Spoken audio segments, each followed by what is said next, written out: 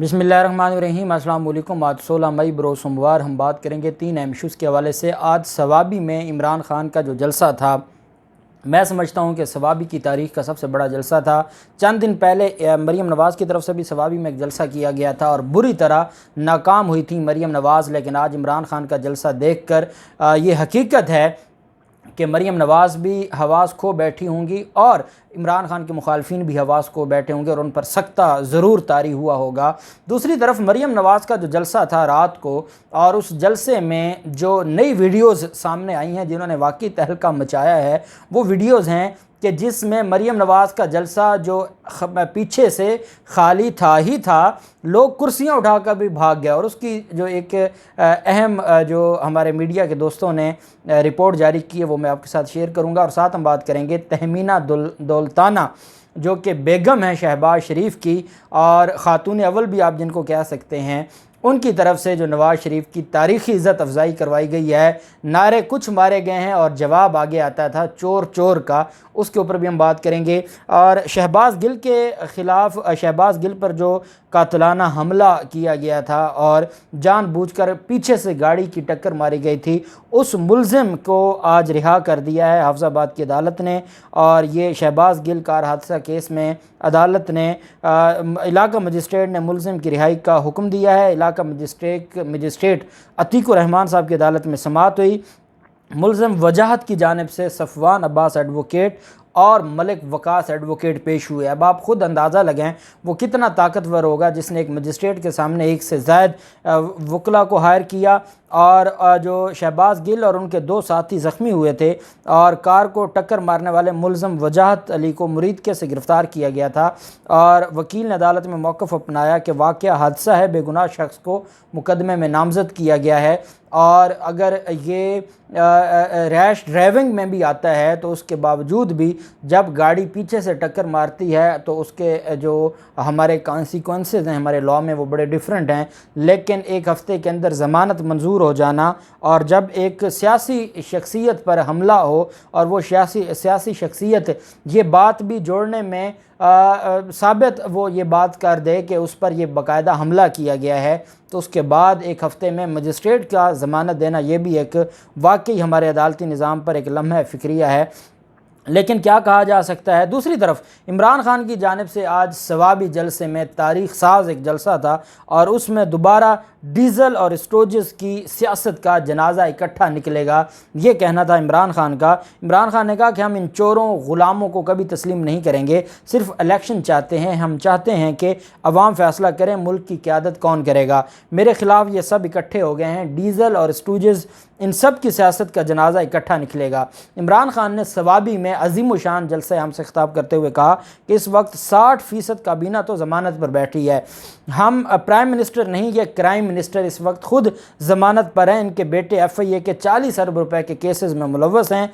Crime minister का भाई इस वक्त अदालती मफरूर है जो लंदन में बैठा है। जिस मुल्क में ऐसे लोग बड़े ओहदों पर बिठा दिए जाएँ उस मुल्क का क्या बनेगा।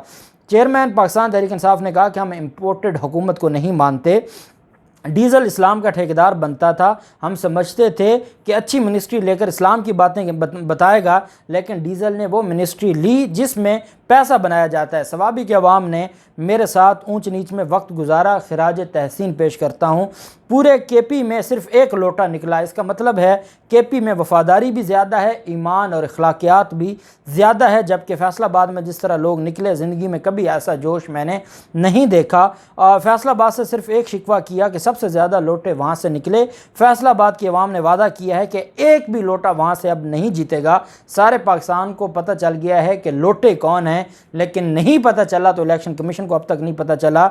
इमरान खान ने कहा कि अंग्रेज़ के लिए हिंदुस्तान से लाखों लोगों ने कुर्बानियाँ दी, अंग्रेज़ों को निकालने के लिए हिंदुस्तान से लोग पहली और दूसरी जंग अजीम में हिस्सा बने, लाखों लोगों ने कुर्बानियाँ दी, किसी ने शुक्रिया अदा नहीं किया, परवाह नहीं की। हिंदुस्तान ग़ुलाम था इसलिए किसी ने शुक्रिया अदा नहीं किया और परवाह नहीं की। ग़ुलामों की कोई इज़्ज़त नहीं होती। 9/11 के बाद अमेरिका की जंग में 80,000 पाकिस्तानियों ने कुर्बानियाँ दी। कबायली इलाकों ने सबसे ज़्यादा कुर्बानियाँ दी, 35 लाख कबायली लोगों ने सब नकल मकानी की। क्या किसी ने पाकिस्तान का शुक्रिया अदा किया? क्या अमेरिका ने कहा कि 80,000 पाकिस्तानियों ने कुर्बानियाँ दी हैं, हम शुक्रिया अदा करते हैं? उन्होंने कहा कि अमेरिका से आवाज़ें उठी कि पाकिस्तान की वजह से अफ़गान जंग नहीं जीत सके। मेरे पाकिस्तानियों, याद रखो, ग़ुलामों की कोई इज़्ज़त नहीं होती। बाहर की और अंदरूनी साजिश के तहत इम्पोर्टेड हुकूमत मुसल्लत की गई। ग़ुलामों को हमने किसी सूरत तस्लीम नहीं करना। सब ने इस्लामाबाद आना है और इस इम्पोर्टेड हुकूमत को पैगाम देना है। जिन्होंने इम्पोर्टेड हुकूमत मुसल्लत की है उन्हें भी पैगाम देना है। चेयरमैन पाकिस्तान तहरीक इंसाफ ने कहा कि हम दुनिया के अजीम लीडर नबी अकरम सल्लल्लाहु अलैहि वसल्लम की उम्मत हैं। हमारा नारा था पाकिस्तान का मतलब क्या, ला इलाहा इल्लल्लाह। जब कॉल दूंगा तो सवाबी के अवाम को इस्लामाबाद में मैं देखना चाहता हूँ। क्या हकीकी आज़ादी के लिए सवाबी के गयूर अवाम इस्लामाबाद आएंगे? जो इस्लामाबाद नहीं आ सकते अपने इलाके में निकल कर बताएंगे कि इम्पोर्टेड हुकूमत और अमरीकी ग़ुलामी नामंजूर। ये आज इमरान खान की तरफ से वाज़े पैगाम दिया गया है, ना सिर्फ इम्पोर्टेड हुकूमत को बल्कि इम्पोर्टेड हुकूमत लाने वालों को भी। दूसरी तरफ मरीम नवाज़ एक सज़ा याफ्ता मुजरिमा हैं। सज़ा सस्पेंड होने से ये मुराद नहीं होता कि सज़ा ख़त्म हो गई है। उस पर सिर्फ़ एक ख़ास वक्त के लिए, स्पेसिफ़िक टाइम के लिए जो उस सज़ा पर अमल दरामद रुक जाता है। मरीम नवाज़ जब एक वज़ीर आज़म बनकर ना सिर्फ आर्मी चीफ़ की तैनाती के हवाले से भी अपनी राय दें बल्कि वज़ीर दाखिला को भी वो डायरेक्शन दें कि आपने ये करना है, तो फिर उस मुल्क का क्या बनेगा। मरीम नवाज़ ने इमरान खान के हवाले से राना सनाउल्लाह को, जिनको ये क्योंकि अपनी जो क़यादत है मुस्लिम लीग नून की, जितनी सेकंड लाइन लीडरशिप है, उनको ये ज़र ख़रीद ग़ुलाम समझते हैं, ग़ुलामों से भी अबतर सलूक करते हैं। लेकिन उसके बावजूद कोई भी इन ये जो विरासती और मौरूसी कायदीन हैं, कोई भी इनके साथ काम नहीं कर सकता, और जो जिनकी इज़्ज़त नहीं है वही इनके साथ काम कर सकते हैं, कोई और काम नहीं कर सकता। मरीम नवाज़ ने कहा, जब राना सनाउल्लाह ने कहा कि हम इसके ऊपर जो इमरान खान को थ्रेट है, हम इस मामले पर हर हाल में चाहते हैं कि कोई जो बना दिया जाए, जुडिशल कमीशन बना दिया जाए या इंक्वायरी करवाई जाए, उस पर मरीम नवाज़ कहती हैं, राना साहब, इमरान खान से कत्ल की साजिश की वीडियो सबूत लिए बगैर इसको छोड़ना मत, ताकि इसके नए शोशे और झूठ को एक्सपोज किया जा सके। आगे क्या कहती हैं वो मुजरिमा जिनको इन्होंने सिक्योरिटी दी है, वीवीआईपी सिक्योरिटी, एक मुजरिमा को वो ख़ुद कहती हैं सिक्योरिटी दें, मगर कौम के मुजरिम और सबसे बड़े फितने को इसकी औकात से बाहर मत करें।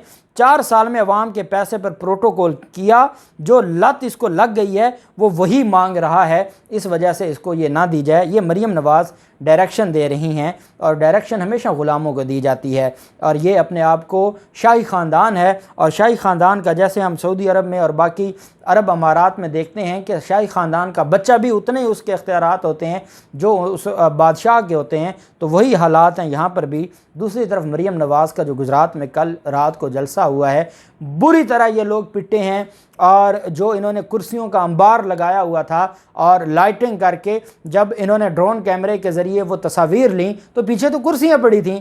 अब मरीम नवाज़ और हमज़ा शहबाज तकरीर कर रहे हैं, और जो हाफ से पीछे का मजमा है उनको कंसर्न ही कोई नहीं है।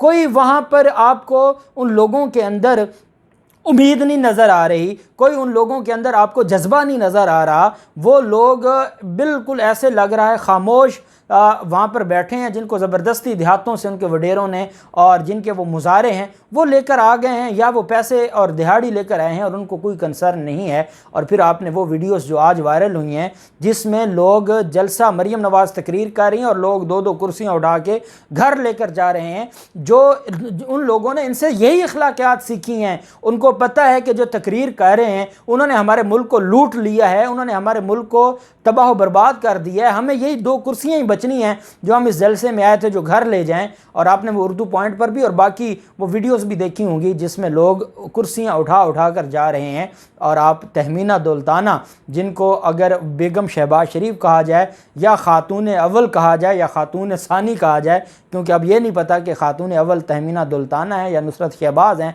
बहरहाल मरियम तहमीना दुल्ताना एक विहाड़ी में कोई खेलों का कोई इवेंट हो रहा था और वहाँ उनको बुलाया गया और बुलाकर उनको मेहमान ख़ुसूसी के तौर पर, वो भाई जब खेलों का एक प्रोग्राम या फंक्शन है तो वहाँ कोई आपके वर्कर्स तो आए नहीं बैठे, तो आपको क्या ज़रूरत पड़ी है अपने आप को जलील करवाने की। वहाँ पर मुस्लिम लीग नून के नारे लगाए, मुस्लिम लीग नून जिंदाबाद का नारा लगवाया और आगे अवाम ने कहा चोर चोर चोर। तहमीना दौलताना कहती है अभी मज़ा नहीं आया, मज़ीद फिर वो नारा लगाती हैं नून लीग का, फिर चोर चोर का, फिर वो नवाज़ शरीफ का नारा लगाती हैं और फिर वो कहती हैं जब आगे आहिस्ता चोर चोर कहा जाता है, कहती हैं मज़ा नहीं आया, फिर दोबारा ऊंची आवाज़ में वो नारा लगवाती हैं नवाज़ शरीफ और आगे लोग ऊंची आवाज़ में कहते हैं चोर चोर चोर। उसके बाद वो माइक छोड़ देती हैं और माइक छोड़कर पीछे हट जाती हैं। देखें, ये अल्लाह की तरफ से, अल्लाह की लाठी बड़ी बेआवाज़ है और इज़्ज़त और ज़िल्लत अल्लाह के हाथ में है। और अल्लाह ने कुरान पाक में फरमा दिया वो जिससे चाहे इज़्ज़त दे और जिससे चाहे ज़िल्लत दे। तो इंसान को इंसान रहना चाहिए, तब ही अल्लाह उसकी इज़्ज़त करवाता है। जो अवाम की, जो लोगों की, जो इंसानियत की फलाह बहबूद चाहता है, जिसके दिल में लोगों का गम है, लोगों के लिए दर्द है, लोगों के लिए उन्स है, वही अल्लाह उसी को इज़्ज़त दिलवाता है और ये हकीकत है। और अब भी अगर ये न सुधरे तो फिर दास्तान तक न होगी दास्तानों में। अल्लाह पाक पाकिस्तान का हामी नासिर हो। बहुत शुक्रिया। अल्लाह हाफिज़। पाकिस्तान जिंदाबाद।